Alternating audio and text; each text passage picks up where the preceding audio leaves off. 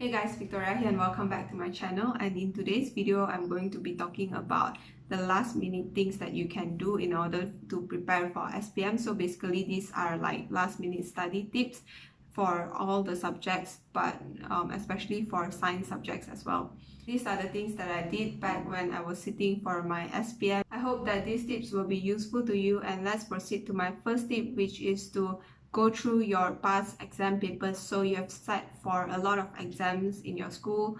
There's midterms, there's finals for Form 4 and stuff, and you can read through all your exam papers to know where you made your mistakes, and those exam papers also can give you a clue on which questions are more important. For example, like for Sejarah and Biology, you can look through to the essay part and look at those questions and actually prepare for those questions in case it comes up for SPM, because those are sort of like prediction questions in a way, and it is so important to look through your past mistakes and just to make sure that you don't make the same mistake ever again, because those are the point of school exams. They are helping you to prepare for your SPM, so it is useful to go through those exam papers and make sure that you can get them right this time. My second tip is on a related note as well, and it is to just read through your practice questions, those activity books that you bought and did. You can read through, and I'm sure you would have marked it with red pen. So this is great if you have had the time to go through the practice questions for the first time, because you can identify what you know and you don't know, and you can identify the gaps in your knowledge as well. You know very well that these are the topics that you're better at, and you can just focus on the topics which you're weaker at. So it's great if you have done those. And if you are going into a new activity book and you haven't done it before, then I would suggest reading the answers, especially for paper 2 and like structured questions and essay questions. Maybe you don't have time to actually attempt doing it, but you can just get the answers out from the back and put it side by side with the questions, and you can read directly the questions and answers. This is one of the effective ways to revise for a topic. If there are certain topics in either biology or in Sejarah that you haven't been able to cover yet, you haven't been able to study those topics yet, and you want to, well, a faster way to do it would be to use your activity books, go to the practice questions and just do the practice questions by just copying the answer and attempting to memorize the answer. I think that this would save a lot of time in comparison to just trying to get through based on your notes and stuff. This is because in a way the practice questions actually help you to highlight what are the most important things that you need to learn from that particular topic. And it's better if you have more than one activity books. If you have 2 or 3, then you can just lay them out and analyze which are the questions which are most commonly asked, and those are the questions which you sort of need to focus on. I think this method would be faster than trying to extract important information from your notes and stuff, because you have limited amount of time and there are also a lot of other things that you have to revise for. So doing practice questions is definitely a good way to do it.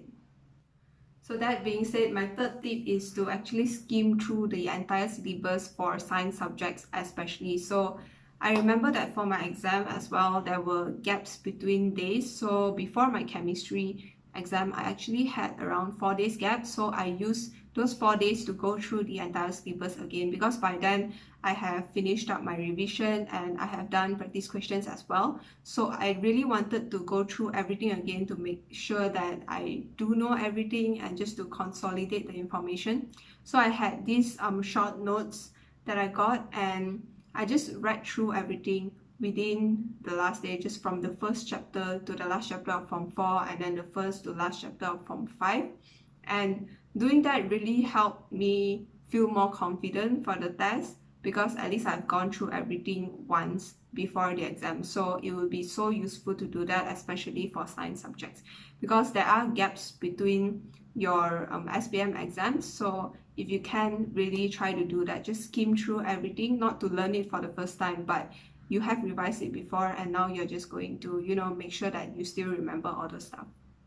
Number 4 is just my opinion on trusting predictions, because for Sejarah especially, there will be a ton of predictions for essay questions, and some of you actually asked me whether you should trust those questions or not, and well, my answer is better not, but you can prepare for those questions as well. So you don't have to trust those questions completely, but you can prepare for those questions as part of your revision.